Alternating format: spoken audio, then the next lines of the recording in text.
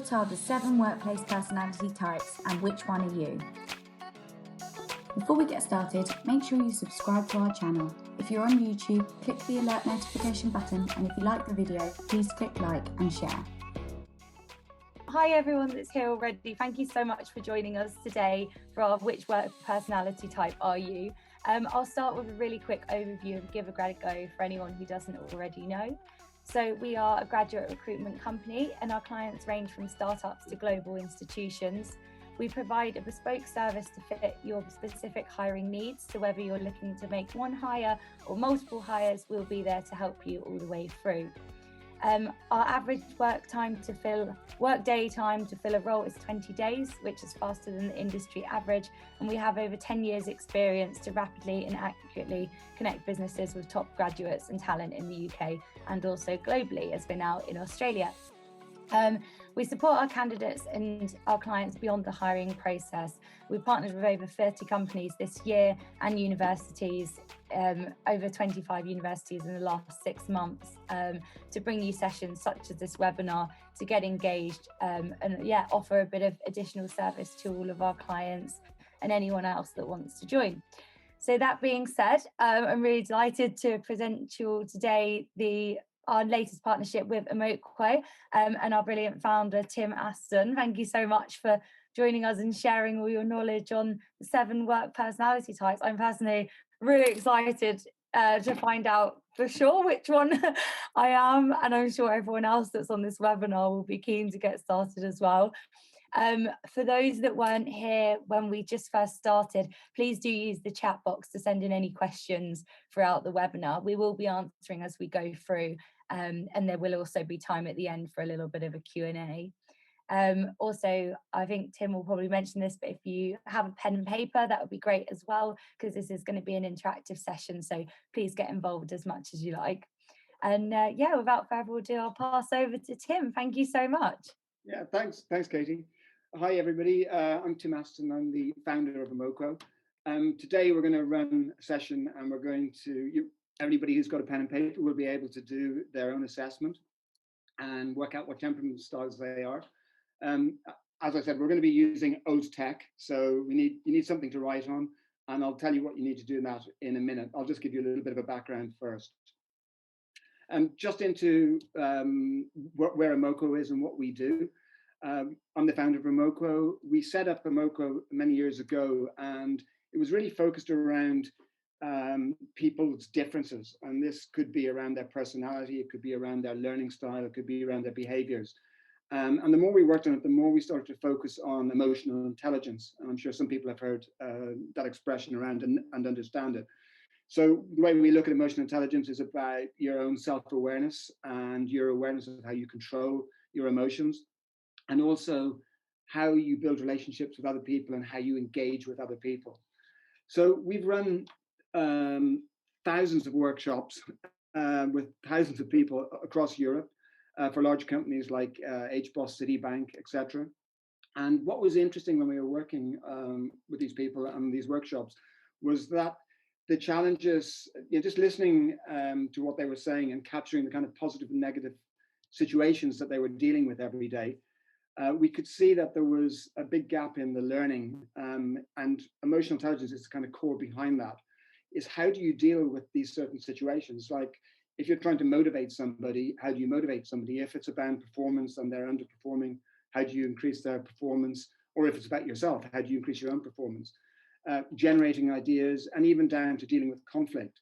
So what we did was we captured all the challenges and we brought them to our experts who are coaches, psychotherapists, neuroscientists, and said, in this situation, if it was about motivation, for instance, in this situation, what would you suggest to somebody who is trying to motivate maybe 2 members of the team or a member of their team?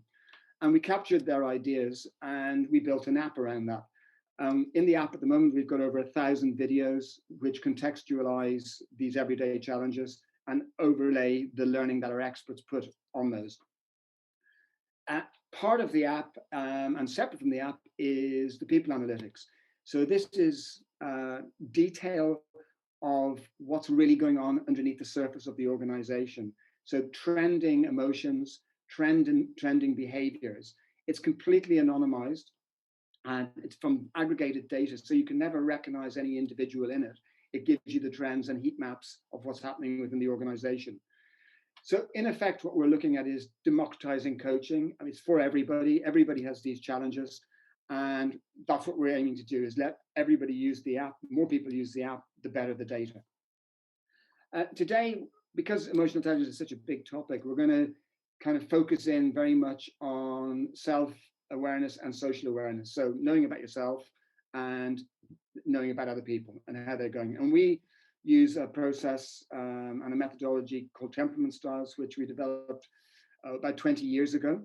And the way we've designed it is we identify each of the styles with an animal, just to make it easy to access and understand. So that's a little bit about the sort of background. If we go into temperaments, we know that everybody is different. They've got different ages, different genders, different cultures, different backgrounds, different educations. But there's also something else. There's sort of we're also different in sort of one important way, and it's how I describe it is it's the way we are, right? So you might say something about somebody, oh, he's so musical or she's so musical, or they're very calm and collected. They're always going. They're always trying to make money. There's sort of the way that we describe them at the moment. And what we're going to do with the temperaments is give you a reason why that happens. We call it temperaments. It's the way we are. It's the way other people see us. And I think why it's so important is because our temperaments make us think and feel things, and that makes us say and do things that are sometimes very different to other people and what other people think. And today in the webinar, we're going to have a mixture. When we do the assessment, we'll have a mixture of these different temperaments, and that's what we're going to explore. And the beauty of this is what humans are about. This is the one unique thing that we are. And this is what makes the world fascinating. And it's also what makes working with people so rewarding when you get it right. Why is it important? I think it's quite obvious. Like if we had a load of people who are engineering types, we'd have lots of buildings, etc., but we might have no music or any art. If we've got a load of chefs, we might not have F1 drivers and mechanics. And if we've got the loads of police officers and no nurses, it's going to be imbalanced. So there's the opposites of all of these things as well. And it makes the world interesting, but it also can create a challenge. And I suppose the challenge is that not everybody will be able to click with everybody, right? They won't be able to engage. They won't be able to communicate clearly. They won't get on well together. So we know we can't like everybody all of the time. And it's mainly because of their temperament, which means they do and say things which we don't necessarily agree with or even understand. However, we know in life that we've got businesses, we've got social, we need to embrace people and we need to embrace these differences. So what we need to do is put judgments on hold, listen and observe. And I suppose listening is probably the key communication skill. If you can listen, then you're going to hear things. And if you're observant, you're going to see things. And if you can do that and you're open, fantastic things will happen. And I've seen this throughout my life and in my work life as well, is, people, you start seeing, if you're open, you start seeing ideas coming from people who are normally seen as boring or conventional. You see compassion coming from people who are considered selfish. You see motivation and people motivating teams from people who are normally quiet and shy. So there is a way, by being open and by understanding how to help other people be open and understanding them, that actually anything is possible. And that's, again, what we're going to focus on today. So by putting our judgment on hold and knowing what to look out for, which I think is key, you can see and hear the differences in other people's temperament.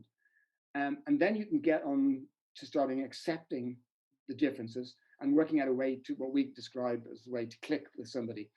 I'll give you an example. If you're an engineer and you're deep in the detail of working, an engineer and an artist might not necessarily see eye to eye because they've got very different types of temperaments. However, artists are very good at solving problems. So if the engineer can change their language and the way they speak to somebody who's got an autistic temperament, then those two can work together, and it can be a very successful cooperation or collaboration. And there are many different examples of that. So temperament applies to everybody. It's your boss, it's your clients, it's your customers, it's your employees. You know, when you're recruiting somebody, you need somebody to fit into the team, not only from a technical perspective, obviously, but also how do they fit personality-wise into the team. And what we're going to do today is a really good way of seeing if they're the right kind of temperament to work with you. So our temperament styles are very simple and clear. They're based on a psychological model. It was developed in the US by a guy called Hunn and Wadsworth. We've adapted it to work today and to make it simple and quick. It's focused on your desires. So what are your main desires? And some people will be very aware of their desires. Some people will be less so. But if you can understand somebody's desires, you can build empathy. And if you can build empathy, you can click with somebody. Okay, so this is where we need a bit of your pen and paper. If you could just write down the number 1, 2, 3, 4, 5, 6, 7 on the left-hand side of the paper. You don't need to draw the lines necessarily, but leave yourself enough room to be able to put ticks beside those numbers. I'll just give you a few seconds to do that.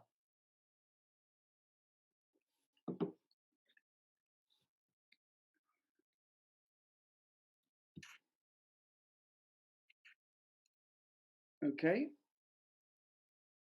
It can be a small bit of paper, a large bit of paper, as long as you can just, the most amount of ticks you're going to put along the side are probably 6.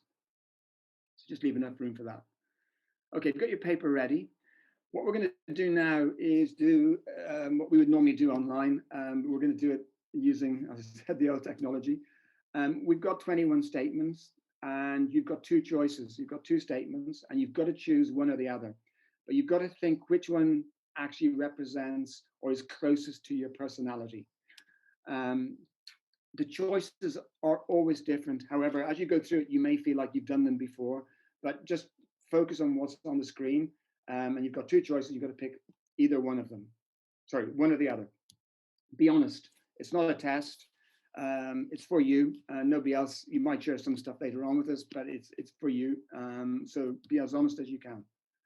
And what I would normally say is go with your gut feel, your first thought. You know, don't overanalyze it. There's no right or wrong. It's just the way you are. And I'll give you 10 seconds between each set of statements, so you've got time to read them. So here's an example. There's 2 statements. This is what you can see on the screen, and you've got to decide, is it 1 or 2? And if it's number 1, you tick number 1 on your list. Okay, so here's the first one. And I'll give you a few seconds to do that. So you're either the top or the bottom, 1 or 2.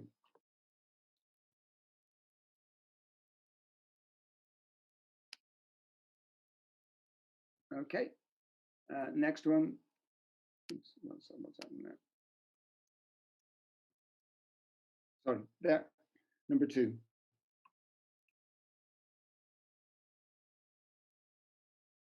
Okay, have you made your choices? I'm going to just turn over to the next one.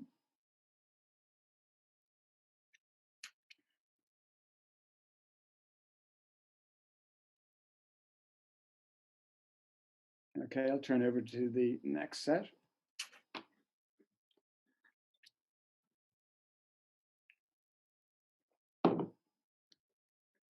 Just going to click to the next through to the next set.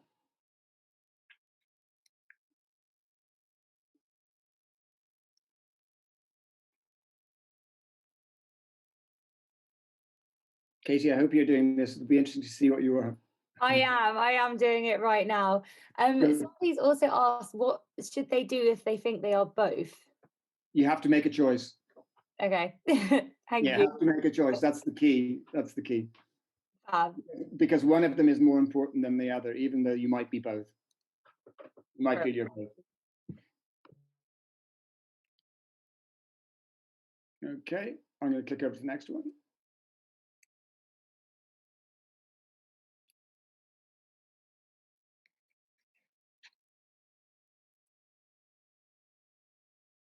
Next one.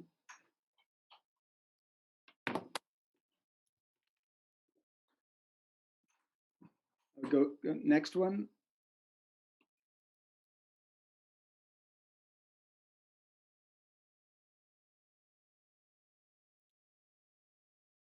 Okay, next one.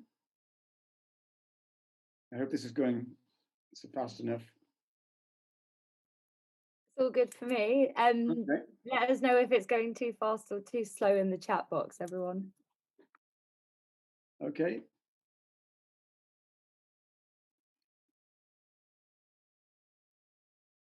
Okay, flick over to the next. Oh, we're halfway through, so that's good news. Here's the next one.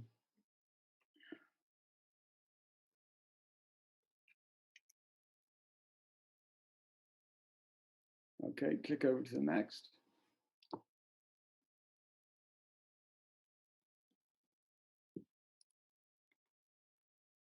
Okay, put it over into the next slide.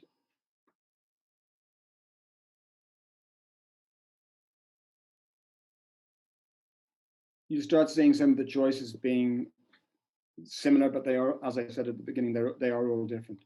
Okay, I'll flick to the next slide.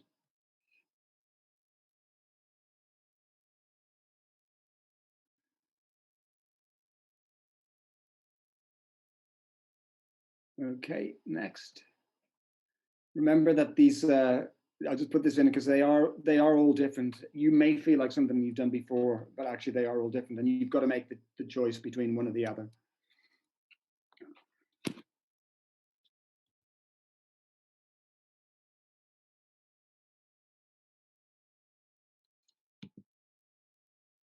Next.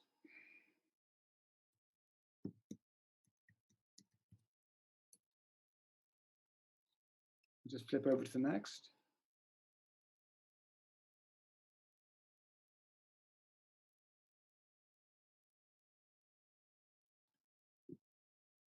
And now over to the next one.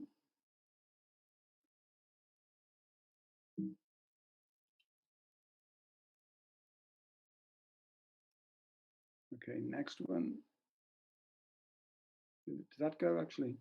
Did that flick? I'm not sure if it did. Yeah, I think that flicked from the last one. Okay, okay.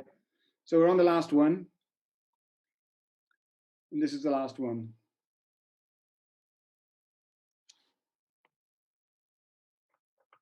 Okay. So now you should have a bit of paper that looks something like this.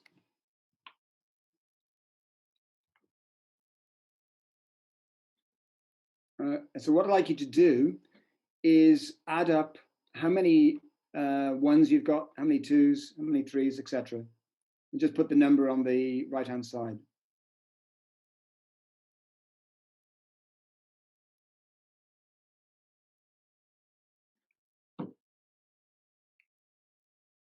I mean, when you're doing this online, it literally takes 2 minutes. So it takes obviously a little bit longer when we're doing it through a webinar.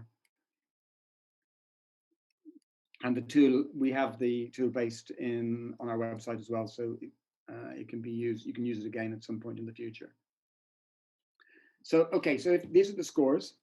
This is what's important. If you've got any number of ticks between 4 and 6, it's your dominant trait, your dominant temperament style. And we'll talk a little bit about that in a minute. If it's between 2 and 3, it's sort of a medium. And if it's 0 to 1, it's low, right? And actually 1 to 2 is probably classified as low as well. And your high and your low are really important because you'll see how they balance out. The other thing to remember here is you are a blend of you will be a blend. You won't just be the same. You won't just be one dominant one. You might have 2 dominant ones. You might have 2, for instance, 2 4s or 2 5s. So just going back over a few of the things we said, there's no wrong or right. People are just different. You won't be necessarily just one of those styles, one of those numbers at the moment. I'm going to tell you what they relate to in a second. People tend to be a blend, and the blend is the interesting piece. It applies to all roles and all levels of experience. So this is what the numbers relate to. So number 1 is a penguin, 2 is a fox, 3 is a parrot, 4 is a dolphin, 5 is a chameleon, 6 is a lion, and 7 is beaver. So if we could do the poll now, it'd be interesting to see what the mix of the group we've got on the webinar is.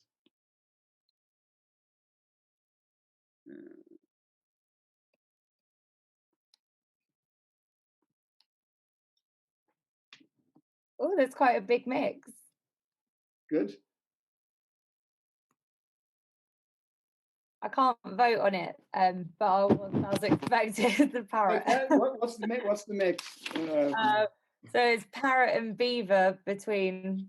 Parrot, lots of parrots. Okay, and beavers. Oh, somebody said Marie said that she's 3 animals. Ooh, let us know. That's you can be. You can be. So, what 3 animals, Marie?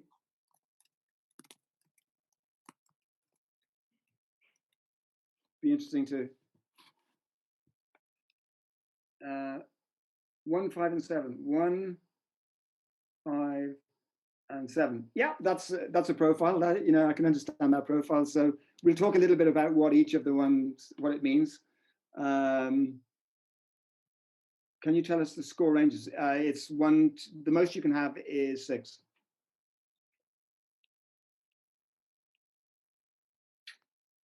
Okay.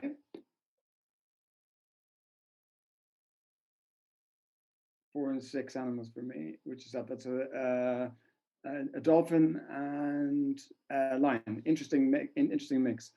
Okay, well, let me go through now and give you a little bit of detail on each of them, because at the moment we've got the identification of what they are.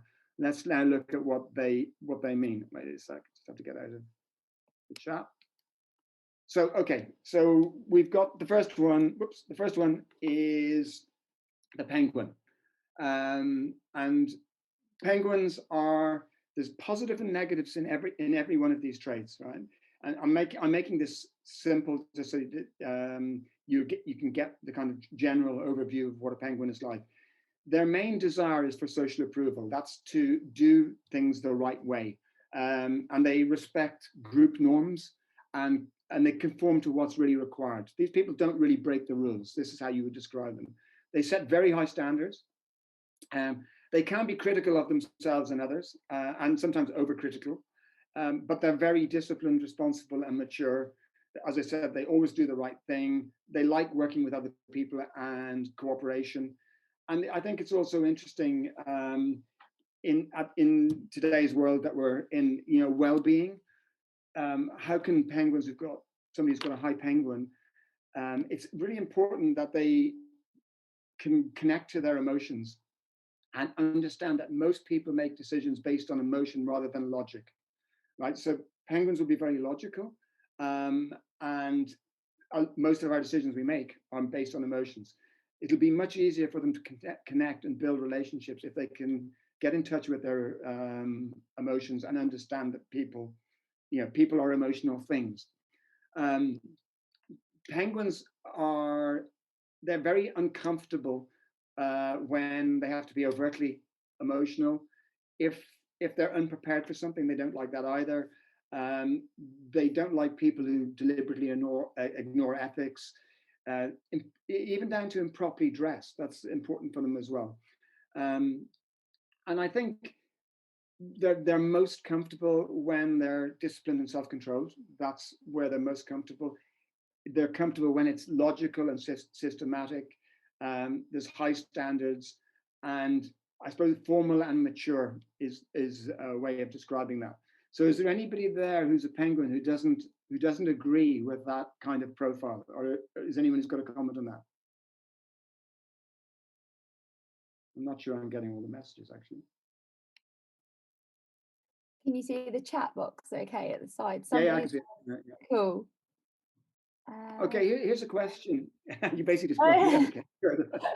Okay, here's a question. Think about, we can put this in the chat box. Who would be somebody in the media that would have this trait, or what type of person would you expect in a role?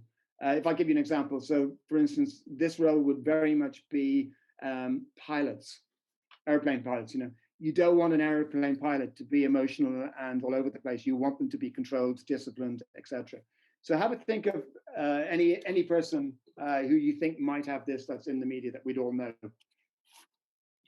just whack it into the chat box. I don't know if anyone's come up, because I can move to the next one. Oh, policeman, absolutely, really good one. Yeah, James Bond. Yeah, I like it. I like it. That's an interesting one. I love Benedict. Auditors. Very good. Yeah, Benedict Cumberbatch might have another profile as well, because for instance, in the when he was the character in Bletchley Park, he would have definitely fallen into this, but he would have also fallen into other ones. Health professions, yeah, absolutely. That's what you'd expect people to be. You can even say that this relates to businesses or even to countries. So there's countries that would fall into this category as well. Like Spain would definitely not be in this category, or any of the Mediterranean clients wouldn't, because they're very sort of emotional, loud, colorful, bright. But maybe some of the Nordic countries would fall into this category as well. And it's not there's no good or bad. It's just a way of describing things. Hopefully our president, yeah, I would hope. I don't know if he is so much, but that's another story. Okay, let's go on to the next one. Let me just get out of here. So the next one is a fox, and this is a desire for material success. Foxes are very quick and shrewd, alert to money-making opportunities. They're very good fun to be with.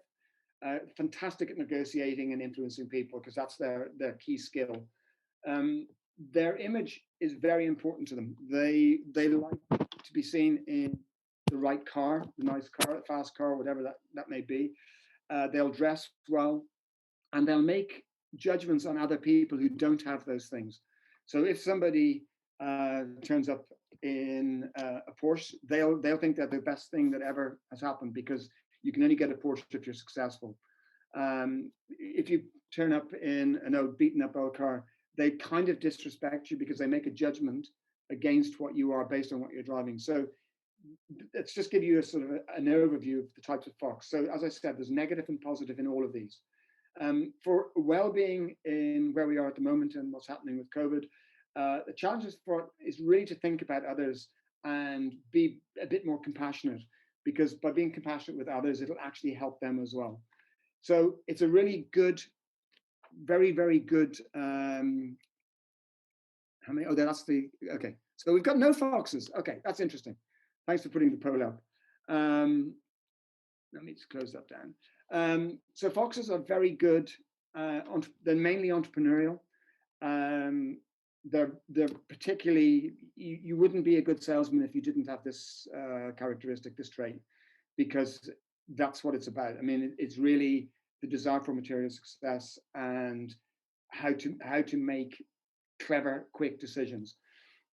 So as there's nobody else who's a fox in here, I'll go on. But in terms of people who might be in this category, people like some of the characters on Dragon's Den, Elon Musk would be like that, and there are other people as well. But I'll move to the next one, because as I said, there's nobody here. Kim Kardashian, yeah, absolutely. Donald Trump, absolutely. Those two would be totally in this category. Okay, let's go to the next one.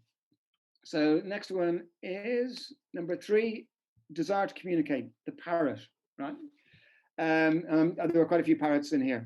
So genuine interest in people. They love talking, optimistic and enthusiastic.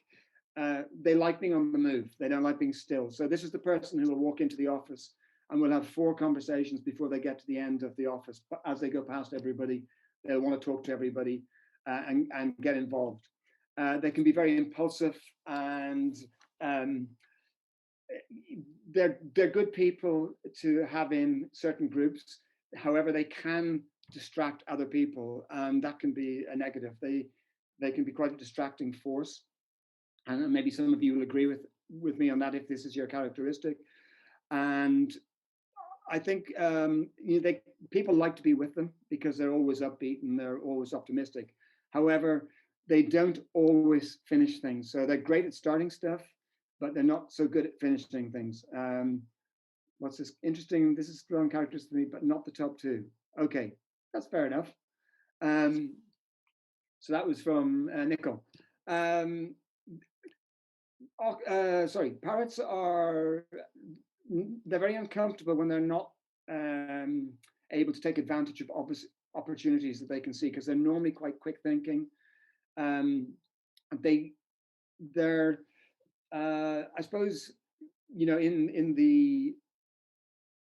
the world of the media and stuff, these people would be around all the time. So you've got people like Graham Norton, the actor Jim Carney. They're very good at conversations. They're very upbeat. They're very energetic, right? So they parrots don't like being working for too much on their own. That's one of the characteristics. And with COVID, that's a challenge. They don't like doing too much detail work. They can do it, but they don't like it too much. Um, they don't like working in an office where it's too quiet. So if you put a parrot in with a load of lawyers or solicitors, that might not work so well. They like talking, they like communicating. And there's positives and negatives in this, as we said earlier on. And very chatty and friendly people to be around. So this is an easy one to do for, I hope, for you, because there's quite a few parrots in there. Give me a few names of people in the media that you think fall into this category.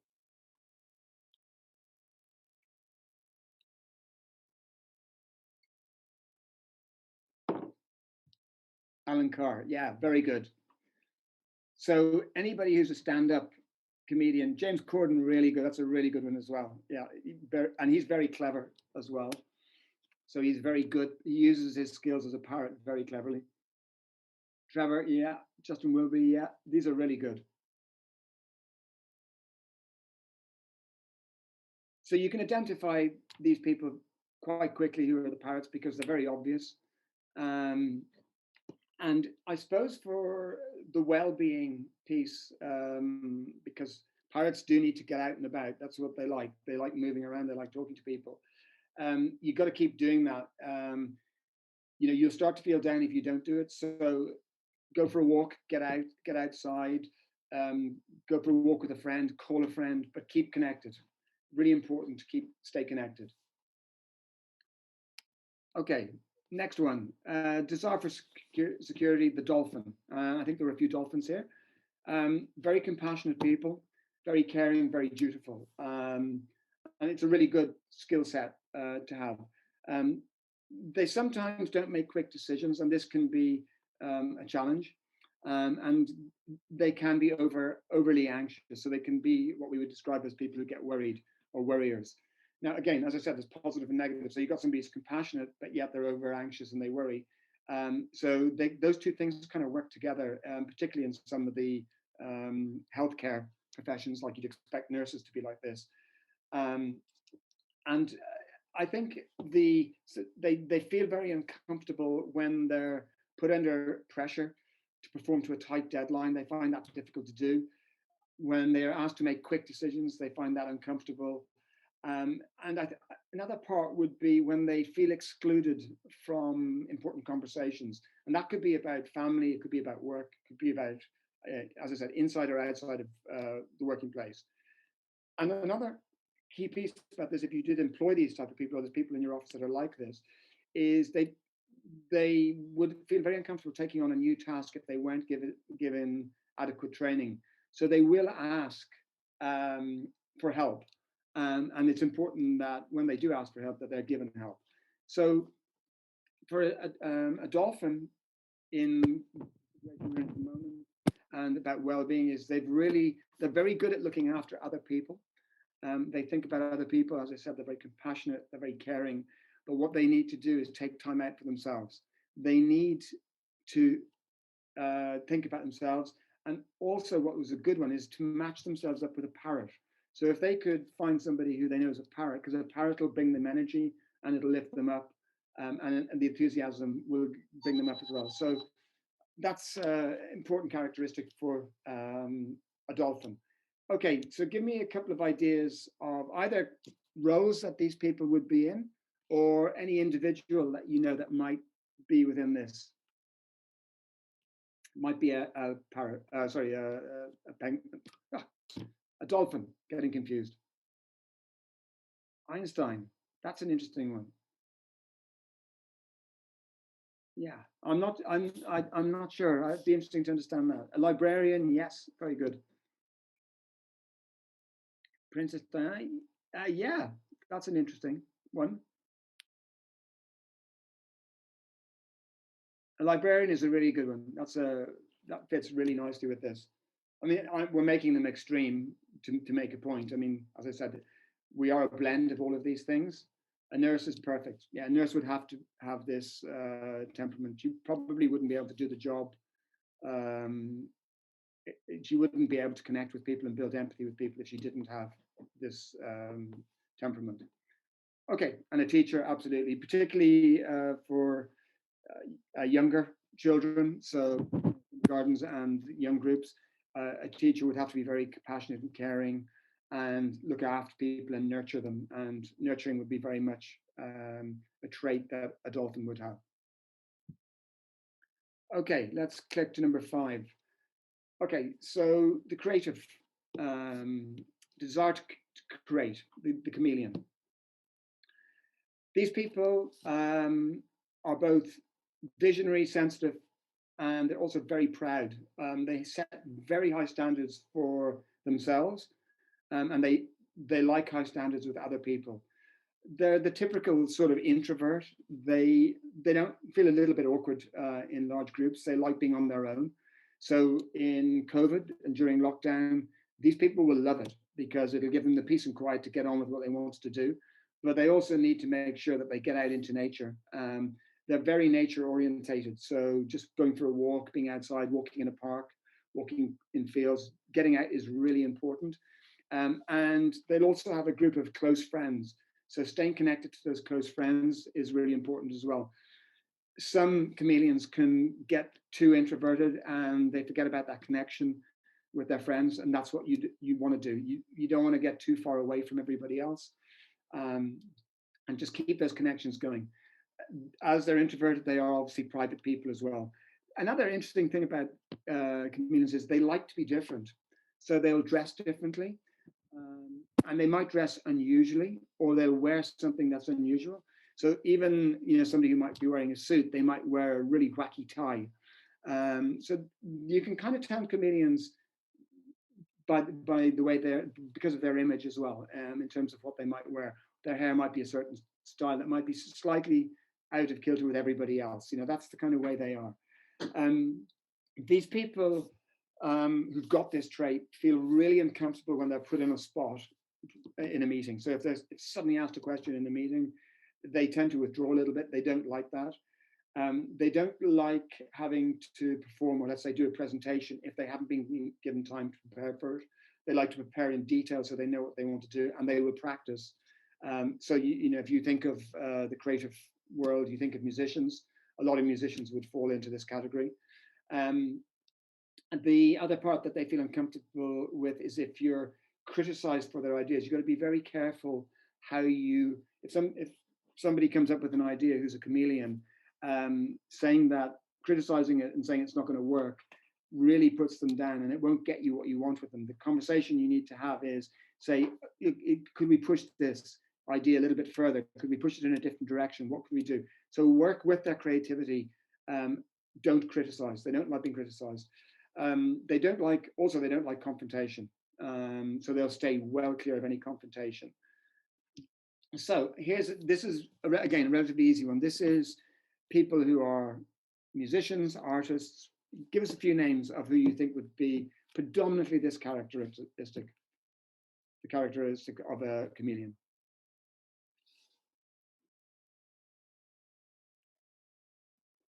No, Fielding, yeah, very good one. Yeah, because he dresses very quirky. Yeah, Prince, absolutely. He's also creative in many different ways, visually as well as music. Freddie Mercury, absolutely.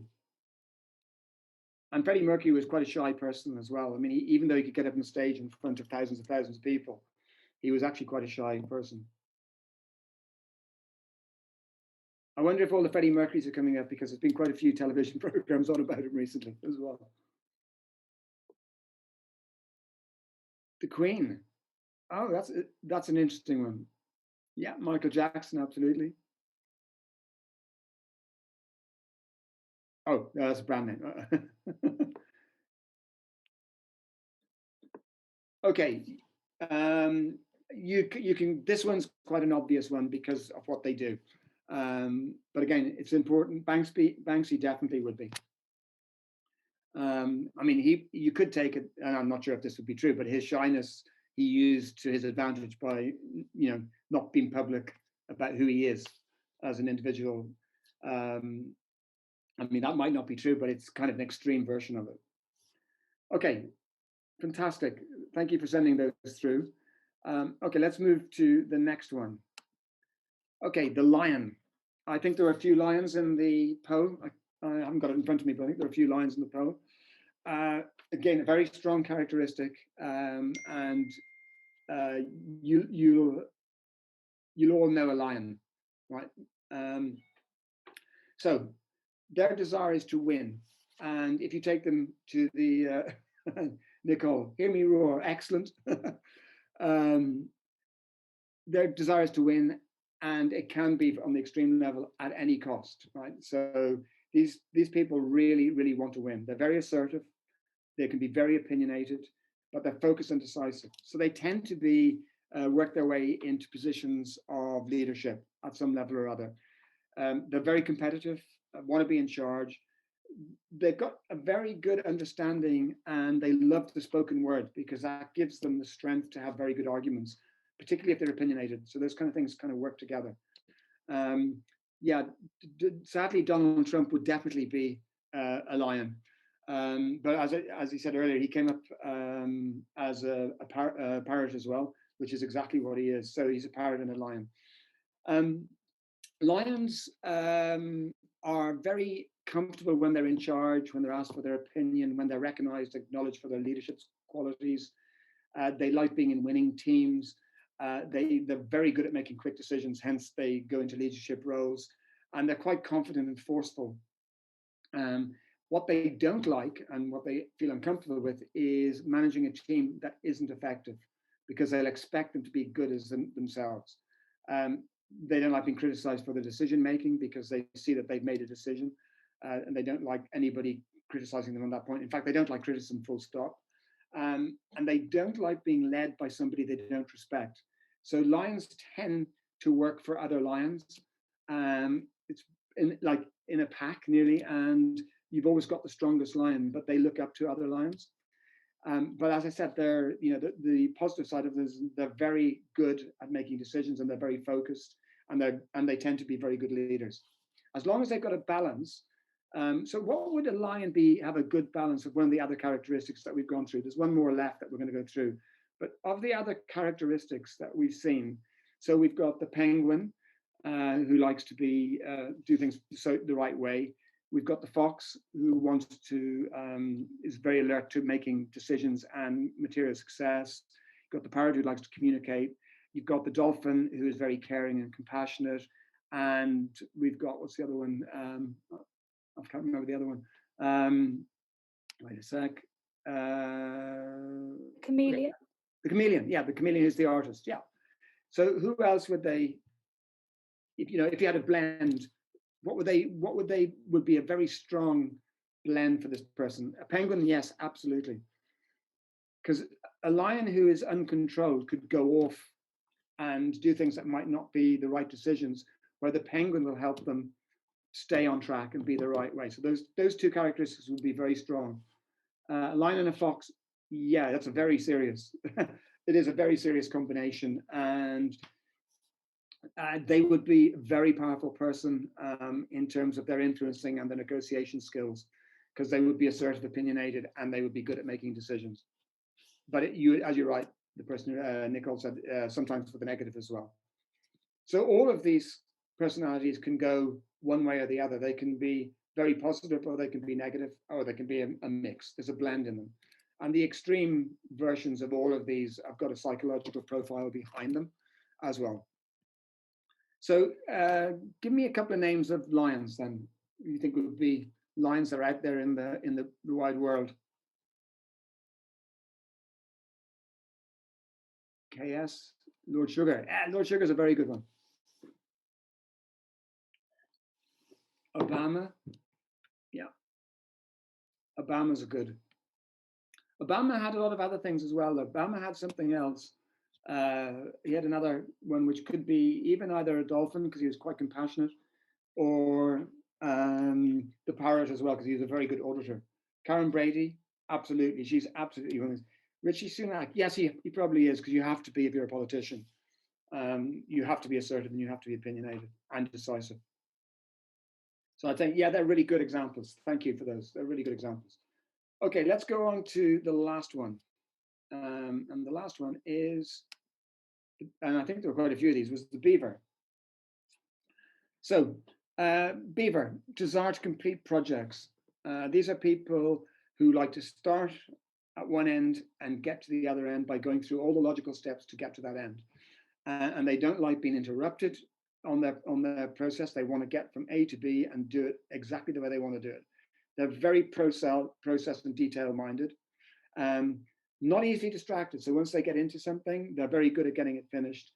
And they have great enthusiasm for what they do. So if you're asking them to write code, or if you're asking them to do something like in the technical world, they will have fantastic enthusiasm. Now, sometimes that enthusiasm can get carried away, and they'll go further than they need to go, or they'll go into an area that they don't need to do. So again, the positives and the negatives and the extremes, you've got to be careful about when you have this temperament. They like other people to be very organized. I think it's a really key part of what they're about. Because they're organized and because they like talking in detail, they like other people to be the same as that. So beavers tend to get on very well with other beavers, right? What they don't really like is being interrupted in what they're doing. So if they're doing a task, if you know there's a beaver in their task, let them get on with the task and don't interrupt them unless it's really necessary. They don't like when something is cancelled, or they're asked to really hurry up on something, making unreasonable requests of them. That really aggravates them. And another key part of this would be they don't like when they don't get the necessary time or resources to complete the project that they want to complete. So they're kind of key parts of it. Just as another interesting one, they don't like being asked to supervise people who aren't similar to them. So if you asked a beaver to supervise an artist, for instance, which is the Cameleon, that could be troublesome. There could be some challenges there. So, in terms of well-being, where we are today, beavers need to be very aware not to get too focused on one thing at the cost of something else. So they need to think about their time and chunk it up so that they're not just going 7 hours on one thing. They need to break it up into a few other things. And while they're very good at planning, not everybody is. So they can use their skill to help other people plan and go through the detail. And this will be very, very useful for them themselves, because they'll be using their skill, they'll feel good, they'll be enthusiastic about it, and they're also helping somebody else out. So again, think about, there was quite a few beavers on when we did the poll. So think about people in the media who have this kind of characteristic.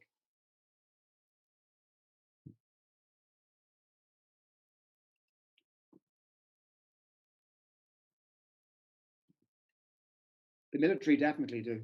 Some of the people I've just seen in the military come up, yeah, definitely. Yeah, the number crunchers, absolutely.